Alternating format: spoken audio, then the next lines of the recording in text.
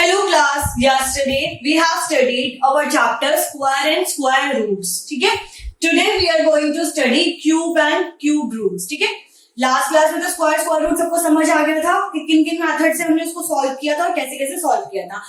आज हम पढ़ेंगे अपना नेक्स्ट चैप्टर जो है क्यूब और क्यूब रूट. अब geometrically you know what is cube. Geometrically ये क्यूब है हमारा, फाइन, ठीक है. लेकिन पर हम बात कर रहे हैं अलजेब्रिक उसमें कि हमें क्यूब रूट फाइंड करना है या फिर परफेक्ट क्यूब्स निकालने हैं. तो पहले हम बात करेंगे क्यूब की.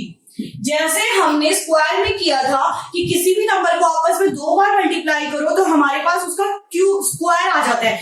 ऐसे ही क्यूब में करते हैं कि किसी भी नंबर को हम 3 टाइम्स मल्टीप्लाई करते हैं तो हमारे पास उसका क्यूब आ जाता है. ठीक है, सपोज मुझे क्यूब निकालना है 2 का क्यूब. 2 और 3 को मैं मल्टीप्लाई कर देना, 2 को 3 टाइम्स मल्टीप्लाई करना है, क्या आ गया 8. ठीक है, this is how we can calculate the cube. ठीक है, नाउ परफेक्ट क्यूब. अब परफेक्ट क्यूब कैसे फाइंड आउट करोगे. क्यूब तो पता चल गया कि ये परफेक्ट क्यूब है या नहीं है. ठीक है, इसके लिए मैंने क्या करा, एक नंबर लिया, माय नंबर इज 216. सिंपली मैं क्या करूंगी, प्राइम फैक्टराइजेशन करती हूँ. Whenever it comes to the cube, just go for prime factorization. ठीक है, 216. अब कैसे फाइंड आउट करेंगे, 2 1 0 and 8 2 54 2 27 3 9 3 3 3 and 1. अब मैं इन सबको मल्टीपल में लिख लेती हूँ. 2 into 2 into 2 into 3 into 3 into 3. अब मुझे चेक करना है कि 3 के मल्टीपल में है या 3 के पेयर में है या नहीं है. 2 2 2 3 टाइम्स आया यानी कि एक पेयर बन गया. 3 3 3 3 टाइम्स आया, एक पेयर बन गया. इनको मैं अलग से लिख लेती हूँ, दोनों का एक एक. यानी कि ये किसका क्यूब है, ये हमारा क्यूब है 6 का. ठीक है, अब ये तो बात हो गई कि अगर ये परफेक्ट क्यूब है, ठीक है, 3 टाइम आए. अगर ये नहीं आता तो आप कैसे करते हैं, इसके लिए भी मैं एक एग्जांपल ले लेती हूँ. सपोज मैंने लिया 243. ठीक है, हम ये चेक करते हैं कि ये परफेक्ट क्यूब है या नहीं है. 243. Again prime factorisation. 2 से तो होगा ही नहीं क्योंकि लास्ट में 3 है, तो 3 पे जाओ. 381 327 39 3 3 3 and 1. ठीक है, ये आ गया. मल्टीपल्स लिख लो. 3 into 3 into 3 into 3 into 3. कितने टाइम्स है, 1 2 3 4 5. 1 2 3 4 and 5. अब मैं इसके 3 का पेयर बनाती हूँ. ये तो 3 का पेयर बन गया, लेकिन पर इसके अंदर एक मिसिंग है. ठीक है, that means this is not a perfect cube. ठीक है, अब ये तो परफेक्ट क्यूब है नहीं. अगर इसे हमें परफेक्ट क्यूब बनाना हो तो हम क्या करेंगे. Now study this in the next topic. अगले टॉपिक में हम यही चीज पढ़ेंगे कि अगर हमें किसी को परफेक्ट क्यूब बनाना हो तो उसको हम कैसे बना सकते हैं. ठीक है, चलिए देखते हैं. टॉपिक है हमारा smallest multiple that is a perfect cube. Smallest multiple that is a perfect cube. ठीक है, कोई भी एक ऐसा छोटा मल्टीपल जो कि किसी नंबर को एक परफेक्ट क्यूब बना दे. सपोज मैंने एग्जांपल लिया 392 का. ये चेक करना है मुझे कि ये परफेक्ट क्यूब है या नहीं है. अगर है तो हमारा केस खत्म हो गया, लेकिन अगर नहीं है तो उसको हम परफेक्ट क्यूब कैसे बनाएंगे. चलिए चेक करते हैं. पहले हम क्या करेंगे, इसका प्राइम फैक्टराइजेशन. 392 गो फॉर, किससे करोगे, सीधा 2 से.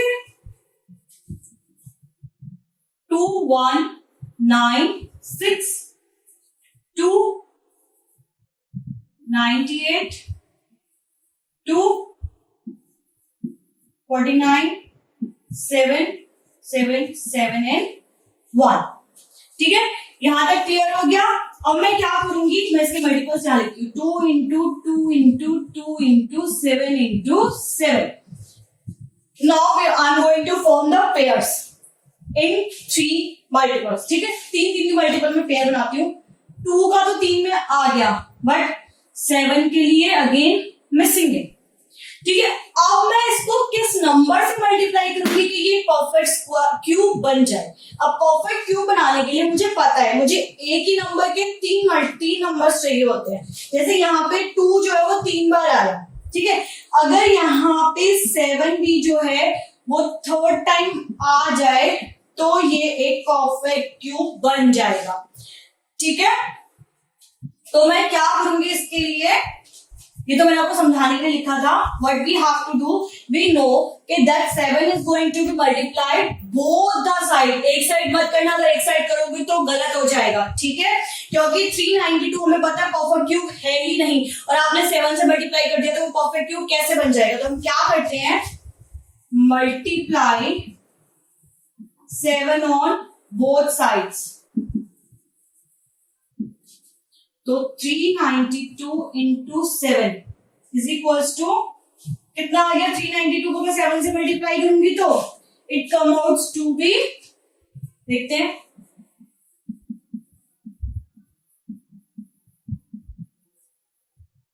ये आ गया हमारे पास 2744। 2744। ठीक है, हमने क्या करा, अब खाली तो मैं यहाँ 7 से मल्टीप्लाई नहीं कर सकती, इसलिए मैंने दोनों तरफ 7 से मल्टीप्लाई कर दिया, तो ये इक्वेशन जो है इक्वल्स टू में ही रह गई। ठीक है, और यहाँ पे अब ये हमारे 3 के पेयर बन गए। This is how we are going to form a non perfect cube into perfect cube. ठीक है, अगर कोई भी नंबर परफेक्ट क्यूब नहीं है तो उसको आप कैसे परफेक्ट क्यूब बनाओगे, हम इस तरीके से बनाते हैं, किसी भी एक नंबर को मल्टीप्लाई करके और we get our answer। ठीक है, now moving to our next topic। एक क्वेश्चन ले लो इससे पहले। ठीक है, उससे आपको ये और भी क्लियर हो जाएगा कि कैसे आप परफेक्ट क्यूब में फॉर्म कर सकते हो। चलिए देखते हैं। Question is 153,240 a perfect cube, sorry, it's 53240 is a perfect cube। ठीक है, पहले तो आपको बताना है कि परफेक्ट क्यूब है या नहीं है। by what number it must be divided to get a perfect cube, by what number it must be divided to get perfect cube. ठीक है, अब इसको आप किस नंबर से डिवाइड करोगे कि आपको एक परफेक्ट क्यूब मिल जाए। Let move towards the solution. से 53240 का हम पहले प्राइम फैक्टराइजेशन करते हैं। 53240 216,620 28310 2415 एंड 5। ठीक है, अब आता है 5 के ऊपर 831। अब ये सीधा किस पे आएगा, 831 है तो सीधा हम किस पे जाएं, सॉरी यहाँ पे ना मैंने सॉरी मैंने गड़बड़ कर दी, मैंने उसको 1 लिख दिया, वहां पे वो 2 आएगा। दोबारा देख लेते हैं। 3240 226620। ठीक है, 26620 अगेन 2 से करा 1 3 3 1 0, अगेन 2 से 6 6 5 5। ठीक है, यहां तक क्लियर हो गया 6 6 5 5। अब लास्ट में 5 है तो किस पे जाएगा ये 5 पे, यानी कि 1 3 3 1। और ये किसका होता है 11 1 21 11 11 11 और 1। यहां तक क्लियर हो गया। अब हम क्या करेंगे, मल्टीपल्स लिख लेते हैं अगेन, जैसे हमने पहले लिखे थे। तो इसके मल्टीपल्स क्या है 2 into 2 into 2 into 5 into 11 into 11 into 11। अब चेक करो कौन पेयर में है कौन नहीं है। 2 तो पेयर में, 11 भी पेयर में है, but 5 is not in a pair of 3। तो इस नंबर को हम किससे डिवाइड करेंगे परफेक्ट क्यूब मिल जाए, हम डिवाइड करेंगे 5 से। और इससे डिवाइड करने के बाद हमारे पास क्या आ जाएगा, ये आ जाएगा 10648, जो कि एक परफेक्ट क्यूब होगा। This is how we are going to solve our questions. ठीक है, now our last topic is cube root. Cube तो निकाल लिया, परफेक्ट क्यूब भी निकाल लिया कि कैसे हम परफेक्ट क्यूब को सॉल्व करते हैं। अब बात आती है क्यूब रूट की। जैसे आपने स्क्वायर रूट निकाला था ऐसे क्यूब रूट है। हमेशा ना क्यूब रूट के लिए प्राइम फैक्टराइजेशन को ही प्रेफर करना। ठीक है, क्यूब रूट का सिंबल क्या होता है, उसमें तो खाली स्क्वायर था तो ये सिंह था, अब ये क्यूब रूट है तो इसके अंदर ये इसका सिंबल है। अब मुझे क्या करना है, मुझे क्यूब रूट फाइंड करना है सपोज 8000 का by prime factorization. Prime factors निकालो उसके 2 4 0 2 2 0 2 1 0 2 5 0 2 2 5 0 2 1 25। क्लियर। अभी किस पे जाएगा सीधा 5 और तक इसके में आते ही है, 5 किसके में आता है 5 के में, तो ये आ गया 25 5 5 एंड 1।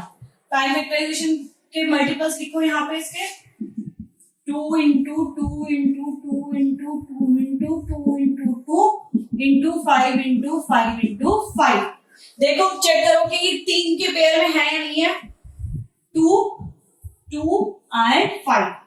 तो एक एक निकाल के नीचे लिख लो जैसे हम स्क्वायर रूट में करते हैं। क्या आ गया 2 2 4 एंड 4 5 20।